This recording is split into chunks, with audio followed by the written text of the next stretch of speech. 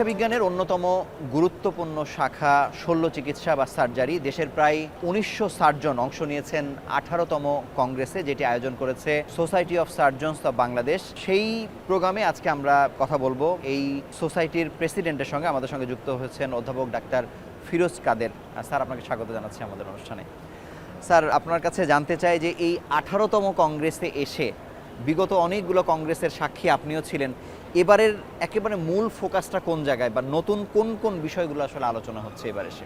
আমাদের এটা তো 18তম এবং প্রতি এক বছর পর পর করি আমরা। তার মানে 18কে দিয়ে যদি 2 দিয়ে গুণ দিয়ে এটা 36 বছর হলো এই প্রোগ্রামটা শুরু হয়েছে। প্রথম দিকে অনেক ছোট পরিসরে আমরা একদিনের প্রোগ্রাম করতাম, আস্তে আস্তে পরিধিটা বাড়িয়ে আমরা 2 দিন, এবার করছি আমরা 3 দিনের প্রোগ্রাম করছি। এখানে আমরা মেইন কনফারেন্সে আমরা একটা বিশেষ জিনিসের উপরে ফোকাস করেছি, যেটা প্রি কংগ্রেস লাইভ ওয়ার্কশপ। এখানে অপারেশন থিয়েটার থেকে অপারেশন করা হচ্ছে, সেটা প্রজেক্ট করা হচ্ছে আমাদের কনভেনশন ভেন্যুতে, যেটা শহীদ আবু সাইদ কনভেনশন সেন্টার। সেখানে বসে আমরা দেখছি এবং ইন্টারাকশান করছি সার্জনের সাথে, কি করছে না করছে। এভাবে আমরা নতুন টেকনোলজিস, সার্জারির যে নতুন টেকনোলজিস আছে সেগুলো আমরা বাইরের ফ্যাকাল্টি, দেশের ফ্যাকাল্টি দিয়ে করিয়ে আমরা সেটা শিখছি। সেটা ছিল প্রথম দিন। আজকে হলো দ্বিতীয় দিন। আজকে আমাদের বিভিন্ন প্রোগ্রাম আছে, প্লেনারি সেশন আছে, ইনগুরাল প্রোগ্রাম আছে, তারপরে সিম্পোজিয়া আছে। সব কিছু মিলিয়ে আমরা এখানে মেইন ফোকাস হচ্ছে, এটার থিম হচ্ছে, প্রতিপাদ্য হচ্ছে এবারের কংগ্রেসের হচ্ছে রিসেন্ট ট্রেন্ডস ইন সার্জারি। যে নতুন নতুন যে ইনোভেশনস আসবে, নতুন যে ট্রেন্ড আসবে, সেগুলোকে আমরা কিভাবে অ্যাডপ্ট করব, নট ফরগেটিং দ্য প্রেজেন্ট স্ট্যাটাসটাকেও কিন্তু আমরা এগিয়ে নিয়ে যেতে হবে, আস্তে আস্তে করতে হবে। ইন এডিশন টু দ্যাট, তার সাথে আমরা যাতে আরও এগিয়ে যাই, নতুন প্রযুক্তিতে, নতুন স্কিলে ডেভেলপ করতে পারি, সেই জন্য আমরা এখানে বিভিন্ন পেপার প্রেজেন্টেশনস হচ্ছে, ইন্টারঅ্যাকশান হচ্ছে, এবং সর্বোপরি এগুলো সব কিছু সামারাইজ করে আমরা when we go back home যাতে আমরা এটাকে প্র্যাকটিস করতে পারি, আরও ডেভেলপ করতে পারি। স্যার, এখন সারা পৃথিবীতেই রোবোটিক সার্জারি এবং টেলি সার্জারি ব্যাপকভাবে আলোচনা হচ্ছে। আমাদের কেউ কেউ প্রশিক্ষণ নিয়েও এসছে, কিন্তু জানতে চাই যে সেটির জন্য বাংলাদেশ কি উপযোগী হতে পেরেছে, বা এই দুটো বিষয় নিয়ে এবারের কনফারেন্স কতটা গুরুত্ব দিচ্ছে? রোবোটিক সার্জারি কথা যদি বলি, রোবোটিক সার্জারি কিন্তু আমাদের দেশে এসে গেছে। আমি বলবো অপারেশন শুরু হয়নি, কিন্তু আমাদের কিছু প্রাইভেট হসপিটালে, কিছু সরকারি হাসপাতালে এগুলো যন্ত্রপাতি, টেকনোলজি, ট্রেনিং দেওয়ার ব্যবস্থা করা, এগুলো কাজ কিন্তু শুরু হয়ে গেছে। আমাদের ওখান থেকে টেকনিক্যাল সাপোর্ট আসছে, আমরা এখান থেকে দেখছি। সুতরাং আমাদের it is ongoing process now, and which will start in 2-3 months time. Robotic surgery এখানে শুরু হয়ে যাবে, এবং রোবোটিক সার্জারির সাথে আরও কিছু কিছু আছে। রোবোটিক সার্জারির সাথে আমরা আর্টিফিশিয়াল ইন্টেলিজেন্সকে অ্যাড করি, এটা করে আমরা বিভিন্নভাবে বিভিন্ন প্রযুক্তিতে আমরা করি।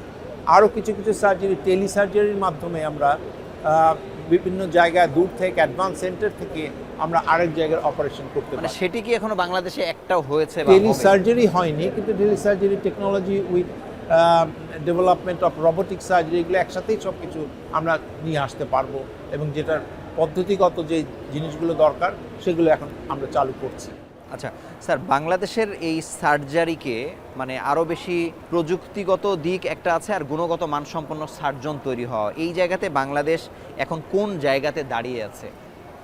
আমরা যদি ট্রেনিং বলি, ট্রেনিংয়ের ব্যাপারে ট্রেনিংয়ের কোনো বিকল্প নাই। There is no substitute for training. Training must be there. If you do not have proper training, যত প্রযুক্তি আসুক, কোনো প্রযুক্তি ফলপ্রসূ হবে না। তো এই ট্রেনিংয়ের জন্য আমাদের সার্জনেরা নিজেদের উদ্যোগেও যাচ্ছে, বাইরে যে ট্রেনিং নিয়ে আসছে, আবার সরকার থেকে বা যে হসপিটালে কাজ করে সে হাসপাতালের পক্ষ থেকে তাদের ট্রেন আপ করার জন্যে বহির্বিশ্বে যেখানে উন্নত ব্যবস্থাগুলো আছে সেখানে পাঠাচ্ছে। অনেক ক্ষেত্রে আমরা এক্সপার্টকে দেশে এনে একটা ইনস্টিটিউশনে যদি আমরা 1-2 এক্সপার্ট আনতে পারি, তাকে দিয়ে কিন্তু আমরা অনেক বেশি ট্রেনিংকে ট্রেনিং দিতে পারবো, সে ব্যবস্থাও আমরা করছি। স্যার, অনেক সময় হয় যে ভালো সার্জারি হয়েছে কিন্তু পোস্ট অপারেটিভ বা এর পরবর্তী যে আসলে কেয়ারিংয়ের যে ব্যাপারটা, এই জায়গাতে বিশেষ করে সরকারি হাসপাতাল অনেক বেশি পিছিয়ে। আমরা শুধু সংক্রমণ এড়াতে কর্পোরেট হাসপাতালে পাঠাচ্ছি। ওই জায়গাতে যাওয়ার ব্যাপারেও কি আসলে আপনাদের চিন্তা বা এবারের কংগ্রেস কতটা গুরুত্ব রাখছে? অবশ্যই আমাদের তো অপারেশনের আউটকাম হচ্ছে যে রোগীটা তাড়াতাড়ি ভালো হয়ে সুস্থ হয়ে যেতে বাড়ি ফিরতে পারে। কিন্তু আমরা পোস্ট অপারেশনের পর পেশেন্টকে যে পোস্ট অপারেটিভ কেয়ার দেব, সেটা যদি প্রপার না হয়, তাহলে এত গুণগত মান উন্নত করে ভালো সার্জারি করে লাভটা কি? কোনো লাভ নেই। সুতরাং এ ব্যাপারেও আমাদের কিছুটা দুর্বলতা ছিল, কোনো সন্দেহ নাই। আমরা এখন পোস্ট অপারেটিভ কেয়ারের জন্য স্পেশাল ট্রেনিংয়ের ব্যবস্থা করেছি, দেশে করছি, বাইরে করছি। আমরা যেমন ডাক্তারদের ট্রেন আপ করছি, আমরা নার্সিং সাপোর্ট, তারপরে ক্রিটিক্যাল মেডিসিন, তাদের লোকজনকেও যাদের এখানে লাগে, আইসিইউর জন্য যাদের লাগে, তাদেরকেও আমরা ট্রেন আপ করার ব্যবস্থা করেছি। স্যার, আপনাকে অসংখ্য ধন্যবাদ আমাদের সঙ্গে যুক্ত হবার জন্য।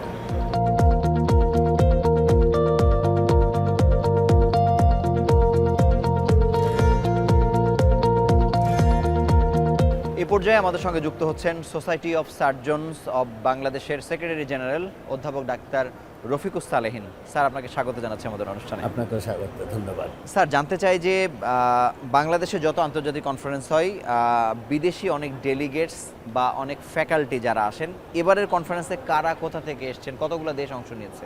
আপনি ঠিকই বলেছেন, এটি আমাদের একটা ইন্টারন্যাশনাল কনফারেন্স বা আন্তর্জাতিক কনফারেন্স। এখানে বাইরে থেকে অনেক পার্টিসিপেন্ট এসেছেন। আমাদের ইউকে থেকে 2-3 জন এসেছেন, আমাদের ইন্ডিয়া থেকে এসেছে, পাকিস্তান থেকে এসেছে, শ্রীলঙ্কা থেকে এসেছে, নেপাল থেকে এসেছে। তো এইভাবে আমরা এই প্রোগ্রামটাকে আসলে আন্তর্জাতিক ফ্লেভার দিই বা আন্তর্জাতিক রূপদান করি। স্যার, মানে এই আন্তর্জাতিক কনফারেন্সের সবথেকে গুরুত্বপূর্ণ বিষয় হচ্ছে হাতে কলমে শেখা। মানে এই শেখার কার্যক্রমটা এবারের কনফারেন্সে কত বেশি গুরুত্ব পাচ্ছে বা কি কি শিখছে নতুন নতুন? আপনি যথার্থই বলেছেন। আসলে আমাদের যারা সার্জিক্যাল পিপল, আমাদের কিন্তু 2টা অংশ। আমাদের শুধু লেখাপড়া বা পুঁথিগত বিদ্যা নিলে আমাদের হয় না। আমাদের এখানে হাতে কলমে যেটা শিক্ষা, হাতে কলমে যেটা প্রশিক্ষণ, এর গুরুত্ব অত্যন্ত বেশি। আমরা আমাদের কনফারেন্সটিকে 2টি পোর্শনে ভাগ করেছি। একটি হলো লাইভ ওয়ার্কশপ, যেটিতে হাতে কলমে ডেমনস্ট্রেশন, যেটি আমাদের 12 তারিখে 3টা হাসপাতালে অনুষ্ঠিত হয়েছে। ঢাকা মেডিকেল কলেজ হাসপাতাল, বাংলাদেশ মেডিকেল ইউনিভার্সিটি হাসপাতাল এবং পপুলার মেডিকেল কলেজ হাসপাতাল। সারাটি দিন ছিল কিন্তু আসলে আমাদের হাতে কলমে প্রশিক্ষণ। এছাড়া ইন্ডিয়াতে বসে আমাদের সুভাষ খান্না, উনি রোবোটিক সার্জারি করে এইখানে আমরা টেলিকাস্ট করে সেই রোবোটিক সার্জারি আমাদের ছেলেপেলেদেরকে, আমাদের আপকামিং জেনারেশনকে আমরা দেখিয়েছি। এইখানে যেসব অপারেশন করা হয়েছে তাদের মধ্যে অ্যাডভান্স ল্যাপারোস্কোপিক সার্জারি ছিল, তাতে কলোরেক্টাল সার্জারি ছিল, অ্যাডভান্স স্টোমাকের ল্যাপারোস্কোপিক সার্জারি ছিল। এবং আপনি জানেন এখন ক্যান্সার একটা আসলে অত্যন্ত দুরারোগ্য অসুখ।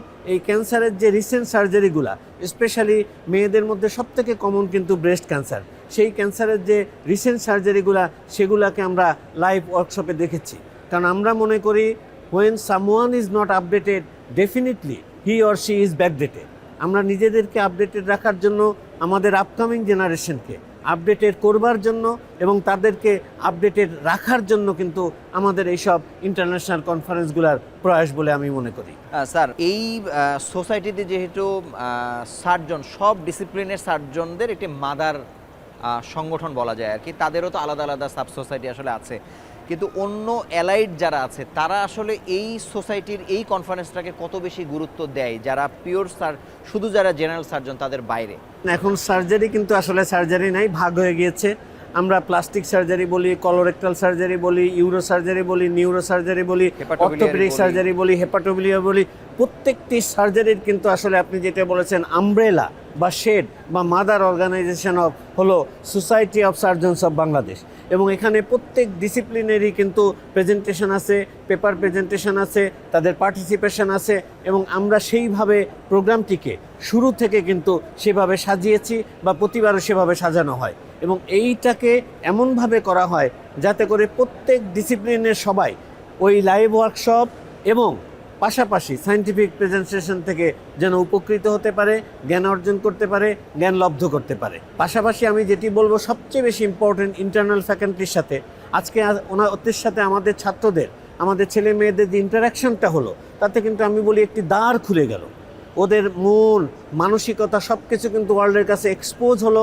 ওরা ওয়ার্ল্ডের কাছে পরিচিত হলো, এইসব সার্জনদের কাছে, তাদের ইনস্টিটিউটের কাছে পরিচিত হলো, so that they can go there, they can train himself or herself there, they can again come back home to serve our people, to serve the Bangladeshi people. তরুণ সার্জন যারা আছে তাদের বর্তমান সময়ে প্রচুর আগ্রহ দেখা যায় দেশের বাইরে তারা কোনো ট্রেনিং বা ফেলোশিপে যাবে, মানে সেইটা করবার ক্ষেত্রে মানে আপনাদের কংগ্রেস বা সোসাইটি কীভাবে সহযোগিতা করেন বা করছেন কিনা?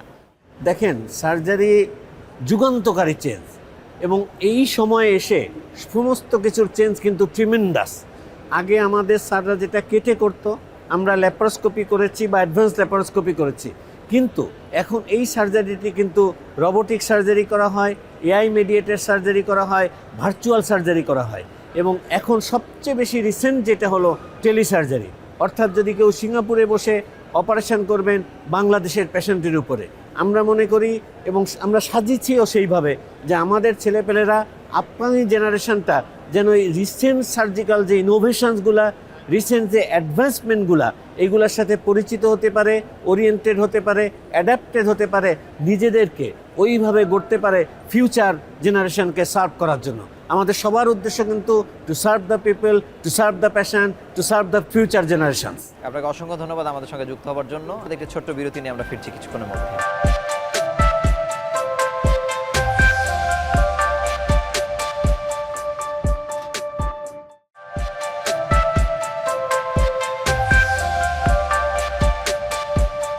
আরোগ্য নিকেতনের এই পর্যায়ে আমাদের সঙ্গে যুক্ত হচ্ছেন স্বাস্থ্য অধিদপ্তরের মহাপরিচালক অধ্যাপক ডাক্তার আবু জাফর। স্যার, আপনাকে স্বাগত জানাচ্ছি আমাদের অনুষ্ঠানে।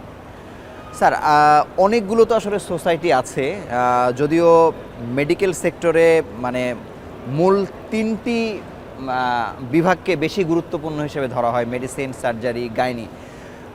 এই কনফারেন্সটা, আন্তর্জাতিক কনফারেন্সটা আমাদের দেশের জন্য কত গুরুত্বপূর্ণ মেডিকেল সেক্টরের জন্য? আপনাকে ধন্যবাদ। আসলে মেডিকেল সায়েন্স তো সম্প্রসারিত হচ্ছে প্রতিদিনই।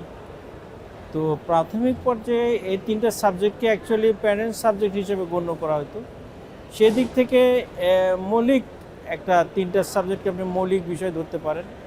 এর পরিবর্তিতে সার্জারিরও অনেক ভাগ হয়ে গেছে, ভাগ হয়েছে, শাখা প্রশাখা, সাব স্পেশালিটি বলেন, সুপার স্পেশালিটি বলেন, সেগুলো হয়েছে।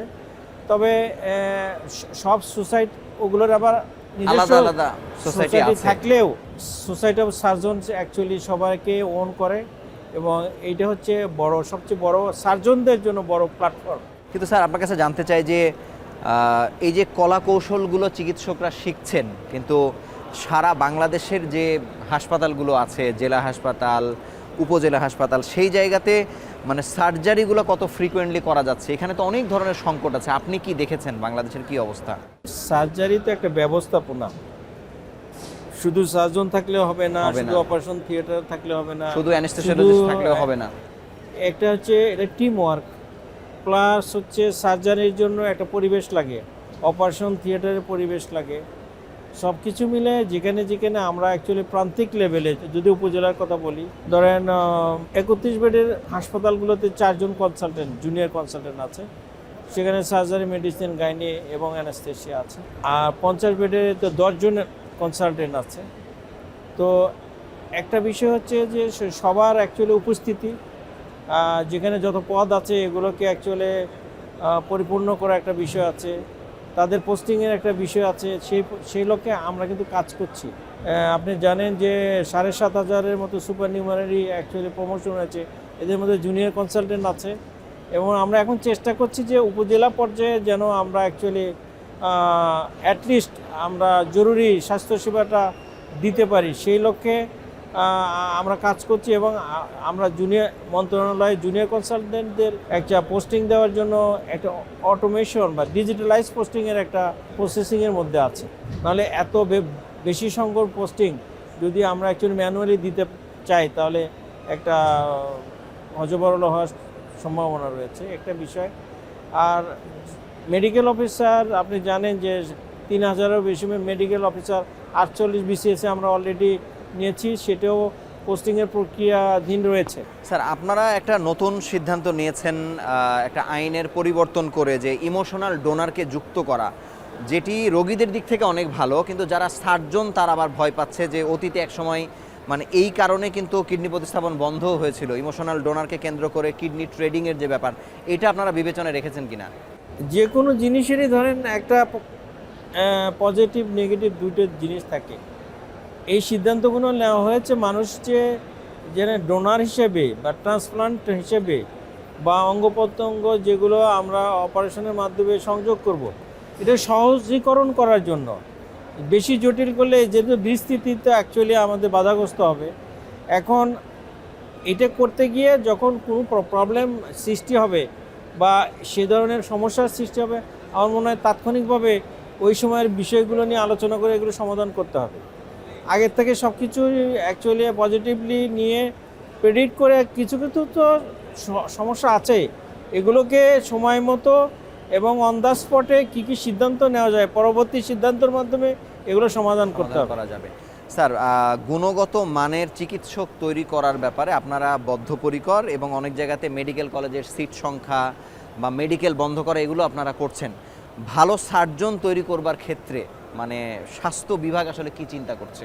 সবসময় স্বাস্থ্য বিভাগ কিন্তু বলছে নিড বেস, যে আমাদের যেখানে যতটুকু সার্জন লাগবে সেভাবে যারা ইনস্টিটিউট আছে তাদেরকে সেভাবে চিন্তা করার জন্য বলা হচ্ছে। কিন্তু এখানে ডাক্তারদেরও একটা স্বাধীনতা আছে, কে কী পড়াশোনা করতে চায়। এই বিষয়গুলো এখনও এত স্ট্যান্ডার্ডাইজ করার মতো আমাদের কিন্তু এখনও পরিস্থিতি এখনও হয়নি। এটা এখন ব্যক্তিগত পছন্দের উপর ভিত্তি করেই আমাদের কোথায় কতদূর সার্জন। আপনি জানেন যে গাইনির ডাক্তার অনেক বেশি, পেডিয়াট্রিক্সের ডাক্তার বেশি, অথচ ফরেন্সিক মেডিসিন, অথবা ডেন্টাল সার্জন, মানসিক বিষয়ে বিশেষজ্ঞ, সেগুলোতে অনেক স্বল্পতা রয়েছে। তো এগুলো তো যে পরবর্তীতে আমরা এখানে কিছু ধরেন আবার বেসিক সাবজেক্টের কথা বলেন, বেসিক সাবজেক্ট আমরা জানি 70% প্রণোদনা দেওয়া হয়েছে 10টা সাবজেক্টকে। তো এই ব্যক্তি পর্যায়ে যে অ্যাকচুয়ালি সিদ্ধান্ত এবং পছন্দক্রম এবং মানুষের যে ইন্টারেস্ট, এগুলো ডেভেলপ করার জন্য সরকারের যেমন দায়িত্ব আছে, সিস্টেমটাকে অ্যাকচুয়ালি অর্গানাইজ করারও প্রয়োজন রয়েছে। আমাদের কোথায় নিড বেস রয়েছে সেগুলো অ্যাসেসমেন্ট করে আমরা সেই দিক থেকে ডাক্তারদেরকে আকৃষ্ট করতে পারি, তাহলে আমাদের যে সীমাবদ্ধতা এবং কোথাও কোথাও যে সংকীর্ণতা রয়েছে এগুলোর থেকে আমরা উদ্ধার পাবো বলে আমরা আশা করি। আপনাকে অসংখ্য ধন্যবাদ আমাদের সঙ্গে যুক্ত হবার জন্য। Thank you very much.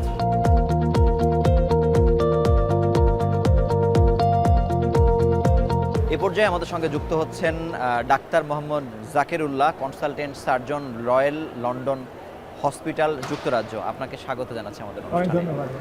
প্রতি বছরই আমরা দেখি যে এই কংগ্রেসে আপনি যুক্ত হন, মানে এখানে এসে আপনি একটা তো ইভ্যালুয়েশনের ব্যাপার আছে যে বাংলাদেশে যে সার্জারিগুলো করা হচ্ছে এটার সাথে গুণগত মানের দিক থেকে, যেহেতু আমরা ব্রিটিশ ফলো করি বেশি, মানে এটার কম্প্যারিজনটা কেমন এবং প্রতি বছর আপনি কি বলেন বা কি শোনে আসলে বাংলাদেশের মানুষ, একটু যদি বলেন। খুব মজার একটা প্রশ্ন, কারণ আমি যেহেতু বাইরে থেকে আসি, আমি বুঝতে পারি যে কী ধরনের পরিবর্তন হচ্ছে। আমি প্রায় 7 বছর বা 8 বছর ধরে আসছি। 7 বছর আগে যা দেখেছি এখন অনেক পরিবর্তন হয়ে গেছে, অনেক বেশি ভালো ভালো কাজ হচ্ছে এবং আমি আশা করি যেভাবে চলছে বা আগাচ্ছে আমাদের সার্জিক্যাল প্র্যাকটিস, সার্জিক্যাল ট্রেনিং বা সার্জিক্যাল ডেভেলপমেন্টটা, আমরা মনে হয় কিছু বছরের মধ্যেই এই মেডিকেলের ব্যাপারে, স্পেশাল সার্জারির ব্যাপারে অলমোস্ট ওয়েস্টার্ন স্ট্যান্ডার্ডে চলে যেতে পারবো। আপনি যে এই যে অনেক আনন্দিত হচ্ছেন এবং এবার যে দেখলাম যে আমরা সর্বোচ্চ সংখ্যক সার্জনকে তারা অংশ নেয়ার সুযোগ করে দিয়েছে এবং অনেক ট্রেনারদেরকেও এবং ট্রেনিদেরকেও আসলে যুক্ত করেছে আর কি। বাংলাদেশের এই অবস্থায় দাঁড়িয়ে আগামী দিনে মানে সার্জিক্যাল ইস্যুতে কোন জায়গাতে মনোযোগ বেশি দেওয়া উচিত, রাষ্ট্রের বা স্বাস্থ্য বিভাগের, আপনি কি মনে করেন? আমাদের অবশ্যই একটা জিনিস বলবো, আমি যখন দেশ ছেড়ে গেছি 30 বছর আগে, তখন আমরা কার্ডিয়াক সার্জারি সম্পর্কে কিছু জানতাম না। এখন কার্ডিয়াক সার্জারিতে কিন্তু আমাদের দেশ অলমোস্ট ওয়েস্টার্ন কান্ট্রির সাথে চলে আসে, আমরা কম্পেয়ার করে দেখতে পাচ্ছি। জেনারেল সার্জারি একটা বিরাট ব্যাপার, এটা একটা ব্যাপার না, অনেক ধরনের বিভাগ আছে সেখানে। প্রত্যেকটা বিভাগকে যদি আমরা একসাথে করে, এবং এই যে যেটা বললেন, দক্ষ খালি সার্জন হলে হবে না, পরিবেশটাকে দক্ষ একটা মানুষদের চালাতে হবে। আমরা প্রত্যেকে মানসিকভাবে তৈরি হতে হবে যে খালি রুগীরা না, খালি ডাক্তাররা না, পুরো জনগণকে বুঝতে হবে যে একসাথে আমরা কাজ করব। একটা ছোট্ট এক্সাম্পল দিই, আমাদের যখন দেখা যায় যে কেউ এক্স রে হচ্ছে বা সিটি স্ক্যান হচ্ছে, রুগীর আত্মীয়স্বজন সব ভিতরে ঢুকতে চায়, তাতে ইনফেকশন বাড়ছে। তো এই ধরনের কাজ থেকে যদি আমরা বাইরে আসি, এডুকেট করি মানুষকে, শেখাই মানুষকে, আমি অ্যাবসলিউটলি শিওর কিছুদিনের মধ্যে আমরা স্যার ভালো- অত্যাধুনিক সার্জারি কে না চায়? পৃথিবীর সব দেশই চায় যে আমার দেশে রোবোটিক সার্জারি হোক, টেলি সার্জারি হোক, কিন্তু এটা কি খরচকে একটি অনন্য জায়গাতে নিয়ে যাচ্ছে, যে জায়গাতে মানুষ আসলে কেপেবল না, মানে সেই জায়গাতেও আসলে চিন্তা করা উচিত কিনা? অবশ্যই রোবোটিক সার্জারি একটা নতুন ধারা, কিন্তু আমরা যদি বেসিক সার্জারি ভালোভাবে না করি তাহলে তো রোবটের লাভ নেই, দরকার নেই। তাই না? আমাদের সেই জন্য বেসিক থেকে আরম্ভ করতে হবে, ভালোভাবে পরিষ্কার পরিচ্ছন্নতা, আপনি যে প্রশ্নটা বললেন ইনফেকশনের ব্যাপারটা, সেটাকে দেখতে হবে, তারপরে কমপ্লিকেশনটাকে কমাতে হবে, পেশেন্টের মধ্যে আস্থা বাড়াতে হবে, কারণ পেশেন্টটা অনেক সময় আস্থা হারিয়ে চলে যাচ্ছে বাইরে। এগুলি যদি আমরা ঠিক করতে পারি তখন বৈজ্ঞানিকভাবে যে বড় বড় জিনিস আসছে, রোবট আসছে, সেগুলিকে আমরা ভালোভাবে ব্যবহার করতে শিখবো। ডেফিনেটলি। স্যার বাংলাদেশের যেসব রোগীরা দেশের বাইরে যেতে চায় বা যায়, বোন মেরোর ক্ষেত্রে যেতে চায়, বা হচ্ছে যদিও এটা সার্জারির ইস্যু না, আপনার কিডনি সার্জারির জন্য যেতে চায়, কিন্তু ট্রান্সপ্লান্ট সার্জারির আলাদা মানে একটা ইনস্টিটিউট হওয়া বাংলাদেশের জন্য জরুরি কিনা, যেখানে সব ধরনের ট্রান্সপ্লান্টেশনগুলো হবে? আপনি কি মনে করেন? অন্যান্য বাইরের দেশগুলিতে কিন্তু transplant surgery completely different from general surgery, কারণ এই জন্য তারা একদম অন্য রকমের দক্ষ একটা ডাক্তার গ্রুপ, টাইমিং তাদের ডিফারেন্ট, তাদের ট্রিটমেন্ট পদ্ধতি ডিফারেন্ট।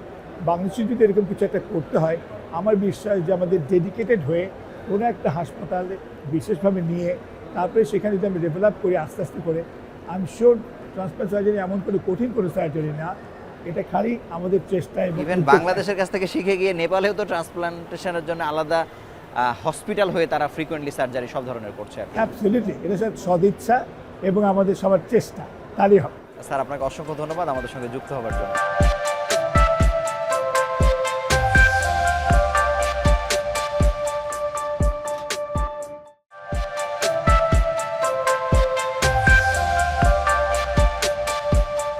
এ পর্যায়ে আমাদের সঙ্গে যুক্ত হচ্ছেন সোসাইটি অফ সার্জনস অব বাংলাদেশের সাবেক প্রেসিডেন্ট অধ্যাপক ডাক্তার মওদুদ আলমগীর পাভেল। আপনাকে স্বাগত জানাচ্ছি আমাদের অনুষ্ঠানে।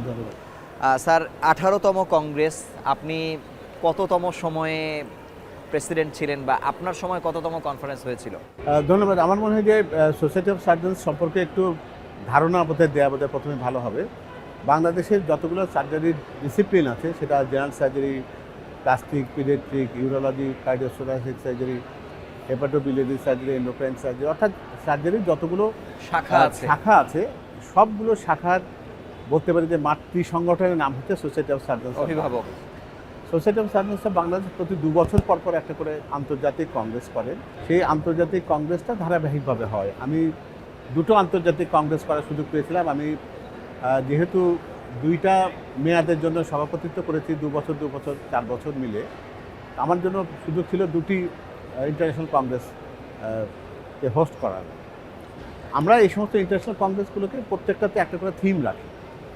সেই থিমটা হচ্ছে সেই সমসাময়িক যে পৃথিবীর সব জায়গাতে সার্জারির জন্য যে সেই পর্যায়ের জন্য যেটি ধারাবাহিক একটা অবস্থান, সেটার সাথে আমার দেশের সার্জনদেরকে যেন একটা ধারণা দিতে পারি, সেজন্য এটা করা। এবারে যেরকম এবারে বিষয়বস্তু নেওয়া হচ্ছে ফিউচার ট্রেন্ডস ইন সার্জারি, আমরা প্রতিবারই এটা বিভিন্ন রকমভাবে এইরকম একটা ধারণার কাছেই থাকি সাধারণত। যেমন Horizon in next year surgery, safety in surgery, এগুলো কিন্তু আমাদের সময়কার যে সমস্ত থিম ছিল সেগুলো আমরা ক্রমান্বয়ে এগুলোকে ব্যবহার করেছি। সেটা উদ্দেশ্য হচ্ছে যেন আমরা পৃথিবীর বিভিন্ন দেশে যারা প্রথিত যশা যারা তাদের নিজ নিজ জায়গায় সফল হয়েছেন, তাদেরকে আন্তর্জাতিকভাবে স্বীকৃত সে সমস্ত সার্জারির যে সমস্ত দিকপালরা যারা আছেন, তাদেরকে আমরা এই আন্তর্জাতিক কংগ্রেসে এখানে আনবার চেষ্টা করি, যাতে করে 2টো হয় কাজ। একটা হলো যে আমাদের তরুণ সার্জন যারা আছেন তাদেরকে আমরা তাদের সাথে পরিচিত করতে পারি, তাদের কাজের সাথে তারা পরিচিত হতে পারে, এবং আমরা সবসময় একটা ওয়ার্কশপ করি। সেই ওয়ার্কশপে সেই আধুনিক টেকনোলজির সাথেও তাদেরকে পরিচিত করি। যেমন এবারে উদ্দেশ্য ছিল রোবোটিক সার্জারির সাথে তাদেরকে পরিচয় করা। যখন আমাদের দেশে ল্যাপারোস্কোপিক সার্জারি যখন নতুন ছিল, তখন আমরা আমাদের তরুণদের কিন্তু ল্যাপারোস্কোপিক সার্জারির সাথে পরিচিত করেছি। এরকমভাবে সার্জারির ফিল্ডে যখনই যেটা উৎকর্ষতা হয়েছে, যে আধুনিকায়ন যেখানে যেটা ছিল, তার সাথে আমাদের দেশের সার্জন যারা আছেন তাদেরকে পরিচিত করার একটা ব্যাপার আমরা করি। এর সাথে থাকে বেশ কিছু গুরুত্বপূর্ণ কাজ, যেমন আমাদের দেশের যারা অতীতে যারা সার্জারি ফিল্ডে অবসরণীয় কীর্তিমান হয়ে আছেন, যেমন অধ্যাপক আসিরুদ্দিন স্যার, অধ্যাপক এস এ আশরাফ আলী, তাদের নামে আমরা এখানে স্মৃতি বক্তৃতা এবং স্মৃতি পদকের ব্যাপারটা রাখি, যাতে একজন সার্জন যিনি তার সারা জীবনের যে কর্মদক্ষতাটা যেটা রেখেছেন সেটা একটা স্বীকৃতি সোসাইটির পক্ষ থেকে দেওয়া হয়। এটাই বলতে পারি যে আমাদের সার্জারি ফিল্ডে সবচেয়ে উচ্চতর সম্মান যেটা দেওয়া যায়। এর সাথে আরেকটা যেটা হয় সেটা হলো যে আমাদের বাংলাদেশের সার্জারির ফিল্ডে যারা কাজ করেন তারা তো বিভিন্ন জায়গাতে ছড়িয়ে ছিটিয়ে থাকে, তাদেরকে একখানে করার সুযোগটা খুবই সীমিত থাকে। তাহলে বছরের এই সময়টাতে তারা সবাই একখানে হতে পারে। স্যার আমি একটু জানতে চাই যে সার্জিক্যাল যে সক্ষমতা প্রযুক্তিগত বা হচ্ছে নিজের কলাকৌশল জানা, মানে সেই জায়গায় বাংলাদেশ এখন কোন পর্যায়ে আছে বলে আপনি মনে করেন? এটা খুবই একটা ইন্টারেস্টিং কোশ্চেন। আমরা হয়তো অনেকে মনে করি যে আমরা অনেক পিছিয়ে আছি, এটা কিন্তু পরিপূর্ণ ঠিক না। যেমন 1984-85 সালের দিকে পৃথিবীতে ল্যাপারোস্কোপিক সার্জারি শুরু হয়েছে, আর বাংলাদেশে এটা আমরা 1990 সালেই আমরা পেয়ে গেছি, দ্রুত আমরা খুব দ্রুত আমরা অ্যাডাপ্টেশন করেছি। এখন হয়তো অনেকেই অনেকগুলো কথাই বলেন এন্ডোস্কোপিক সার্জারি যেটা, সেটা কিন্তু বাংলাদেশে মোটামুটি যে ফিল্ডগুলোতে এটা দরকার, যেটা ইউরোলজি বলি, গ্যাস্ট্রোএন্টারোলজি বলি, সেই জায়গাগুলোতে আমরা কিন্তু মোটামুটি একটা দক্ষতার কাছে কিছু আমাদের লোকজনকে নিতে পেরেছি। আরও যেটা লক্ষণীয় যেটা, সেটা শুভ তুমিও নিজেও সবসময় বলো যে গত কোভিডের সময় আমাদের তো বাইরের দুনিয়ার সাথে কোনো সংযোগ আমাদের ছিল না, কিন্তু আমরা কিন্তু দক্ষতার সাথে সেটা মোকাবেলা করতে পেরেছি। সেটা কিন্তু আমাদের এই দেশের সার্জন, ফিজিশিয়ান সবারই দক্ষতা মাত্রা যদি সেরকম না হতো তাহলে তো আমরা এটা পারতাম না। তো সেই দক্ষতার খুবই বেশি পেছনে আমরা আছি। এটা সহজ প্রাপ্যতা, মানে সার্জনকে একটা টিম ওয়াইজ পাওয়া একেবারে প্রত্যন্ত অঞ্চল পর্যন্ত, সেটি তো আমরা হয়তো এখন উপজেলা পর্যায় পর্যন্ত আছি, সেটা ডিস্ট্রিবিউশনটা আরও কত সামঞ্জস্যপূর্ণ হওয়া উচিত? আমাদের দেশের সাধারণ মানুষের সক্ষমতা তো আমাদেরকে সবসময় বিবেচনা রাখতে হবে। কারণ এর আগেও আমরা কিন্তু কখনো কখনো এরকম থিমেও কংগ্রেস করেছি, লো কস্ট সার্জারি, মানে স্বল্প ব্যয়ে কী করে সার্জারি সেবাটা মানুষের কাছে পৌঁছানো যায়। সার্জারি সেবার কিছুটা অর্থমূল্য আছেই, কারণ আমাদের বিভিন্ন রকম উন্নত মানের যন্ত্রপাতি ব্যবহার করতে হয়, উন্নত মানের সেলাই, সুতো এগুলো ব্যবহার করতে হয়, ফলে এর একটা অর্থমূল্য আছে। কিন্তু তার চেয়ে গুরুত্বপূর্ণ হচ্ছে যে এটা মানুষের দোরগোড়ায় পৌঁছে দেওয়া। আর আগের সময় যেরকম ছিল যে একজন জেনারেল সার্জন সবগুলো কাজই করতেন, এখন তো এটা এত বেশি বিভাগে বিভাগে ভাগ হয়ে গেছে।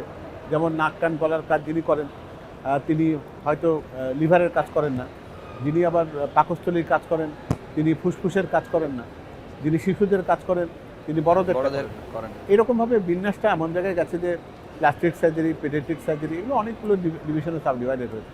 কিন্তু আমরা আমাদের দেশের প্রত্যন্ত অঞ্চলে সবাইকে নিয়ে যাওয়ার মতো সংখ্যায় অতটা তৈরি হতে পারিনি, এটা একটা সীমাবদ্ধতা। আর দ্বিতীয়ত হচ্ছে যে যেহেতু গ্রামের মানুষের জন্য কিন্তু সরকারি সেবাটাই তাদের প্রধান কিন্তু আশ্রয়স্থল, সেই আশ্রয়স্থলটা কিন্তু যদি মানুষের কাছে অবারিত না হয় তাহলে সেখানে কি করতে হবে যে ওই জায়গাগুলোতে এই ধরনের বিশেষায়িত সেবার পথ থাকতে হবে।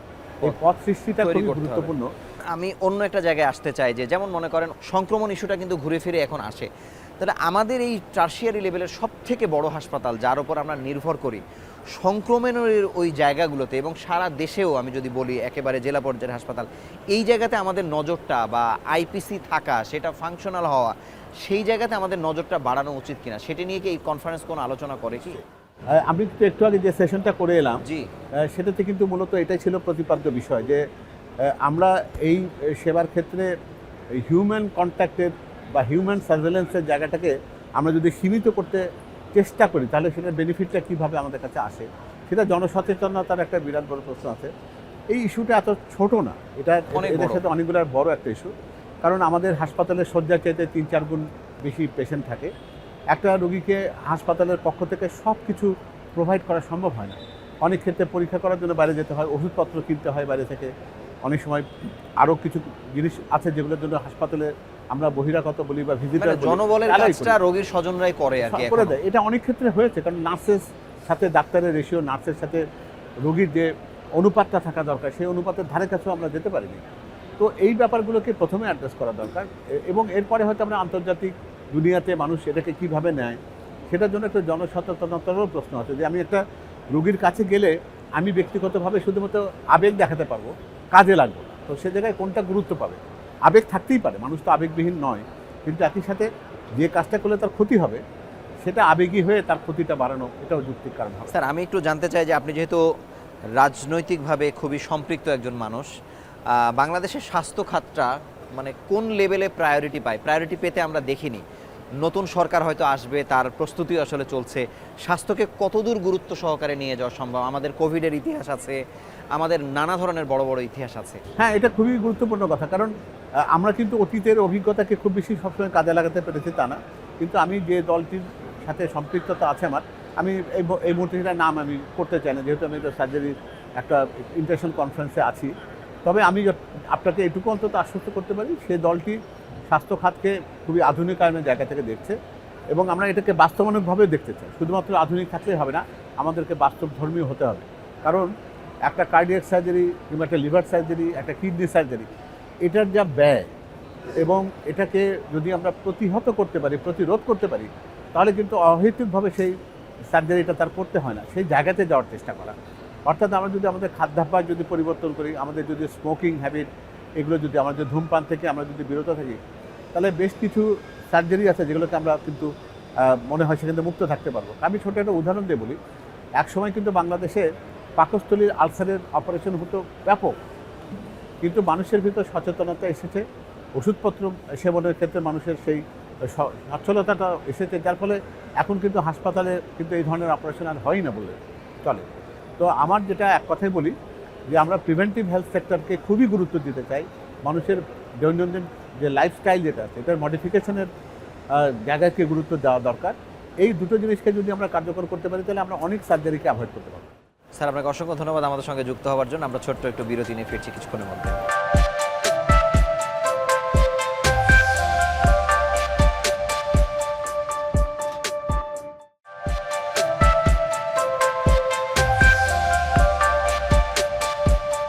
এ পর্যায়ে আমাদের সঙ্গে যুক্ত হচ্ছেন অধ্যাপক ডাক্তার শারফুজ্জামান, প্রেসিডেন্ট ইলেক্ট ও সহসভাপতি এসওএসবি।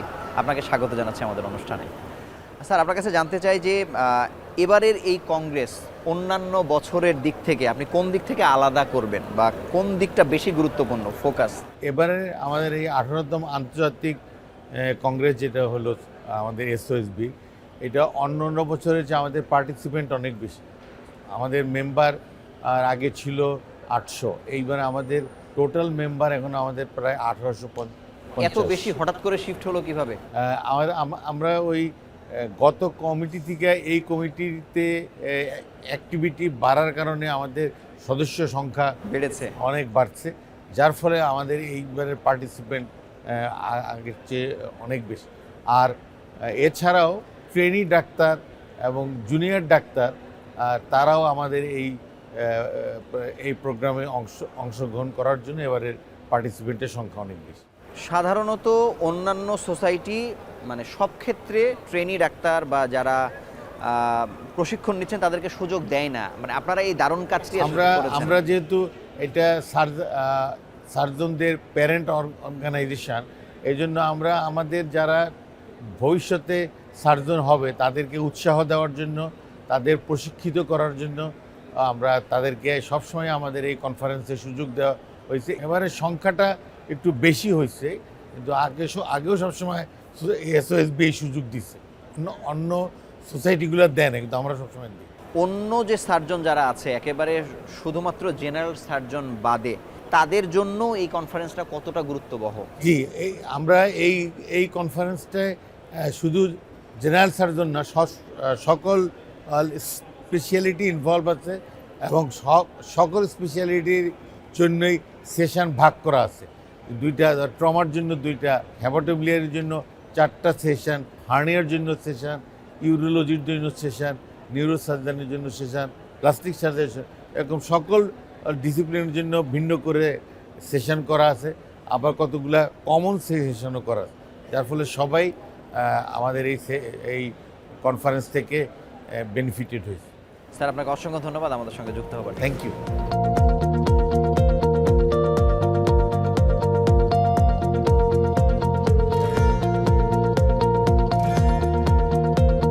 পর্যায়ে আমাদের সঙ্গে যুক্ত হচ্ছেন এসওএসবির সাংগঠনিক সম্পাদক ডাক্তার মোহাম্মদ আবু সায়েম। আপনাকে স্বাগত জানাচ্ছি আমাদের অনুষ্ঠানে। আপনাকে অনেক ধন্যবাদ। আপনারা এবার সর্বোচ্চ সংখ্যক পার্টিসিপেন্ট এবার অংশ নিয়েছে, মানে এই বড় আয়োজনের প্রস্তুতি আপনাদের কত দিন থেকে এবং কতটা সফল হচ্ছেন? আসলে আমাদের এই কমিটিটা হচ্ছে 2024-25-এর কমিটি, যদিও 24-25-এর কমিটি, আমাদের কমিটিটা ফর্ম হতে একটু বিভিন্ন রাজনৈতিক কারণে দেরি হয়েছে। আমরা 1 বছর 3 মাস পেয়েছি এই কমিটিতে। তো আমরা এই কমিটি ফর্ম করার পর থেকেই আমরা শুরু করেছি আমাদের আয়োজনটা। আমাদের এর আগের আয়োজনটা ছিল ন্যাশনাল কনফারেন্স, যেটা আমাদের বগুড়ায় হয়েছে, আর ইন্টারন্যাশনাল কনফারেন্স যেটা হচ্ছে। আমরা 2টা কনফারেন্সের আয়োজন আমরা একই সময় শুরু করছি। বলতে গেলে 1 বছর আগে থেকে আমাদের এই আয়োজনটা প্রস্তুতি শুরু হয়েছে। সাধারণত দেখা যায় বিভিন্ন কংগ্রেসগুলোতে খুব মানে বেশি বেশি বাছাই করতে গিয়ে সংখ্যা কমানো হয়। আপনারা অনেকজনকে এবার কানেক্ট করার চেষ্টা করেছেন, একদম যারা প্রশিক্ষণার্থী তাদেরকেও। মানে এইটা আপনাদের মাথায় কিভাবে আসলো বা এটি কতটা দরকারি আমাদের জন্য? আসলে আমাদের এই society of surgeons of Bangladesh, এটা একটা অর্গানাইজেশন, বৃহৎ অর্গানাইজেশন আমাদের বলবো সোসাইটির মধ্যে, এবং আমাদের পেশাজীবী যে অর্গানাইজেশন আছে তার মধ্যে একটা অন্যতম বড় অর্গানাইজেশন। আমাদের এই অর্গানাইজেশনের মোটো হচ্ছে যে আমাদের বাংলাদেশের মানুষের সেবা করা, বাংলাদেশের গরিব রোগীদের সেবা করা, পাশাপাশি ডাক্তারদের ভালো মন্দ দেখা, এবং আমাদের যে বর্তমান যে বহির্বিশ্বের সাথে তাল মেলানোর জন্য আমাদের সার্জারির যেসব নতুন নতুন জিনিস আসতেছে, নতুন নতুন জ্ঞান আসতেছে, নতুন নতুন ট্রেনিং আসতেছে, এগুলোকে কোঅপ করা। যারা সার্জন হয়ে গেছে, যারা অনেক দিন ধরে সার্জারিতে আছে, তাদের যেমন দরকার এই জ্ঞানগুলো, যারা আমাদের আপকামিং সার্জন তাদের জন্য বেশি দরকার, আরও বেশি দরকার আমি মনে করি। এই জন্য আমরা যারা ট্রেনি আছে, ইভেন আমাদের ইন্টার্ন ডক্টর, তাদেরকে আমরা উৎসাহিত করার জন্য তাদেরকে বেশি বেশি অন্তর্ভুক্ত করার জন্য আমরা উৎসাহিত করেছি, এবং তাদেরকে কিছু ফ্যাসিলিটিস দিয়েও এখানে আসার জন্য ইনভাইট করেছি। আপনাকে অসংখ্য ধন্যবাদ আমাদের সঙ্গে যুক্ত হওয়ার জন্য।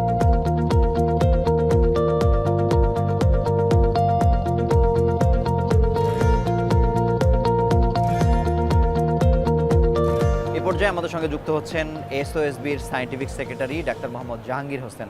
আপনাকে স্বাগত জানাচ্ছি আমাদের অনুষ্ঠানে। ধন্যবাদ।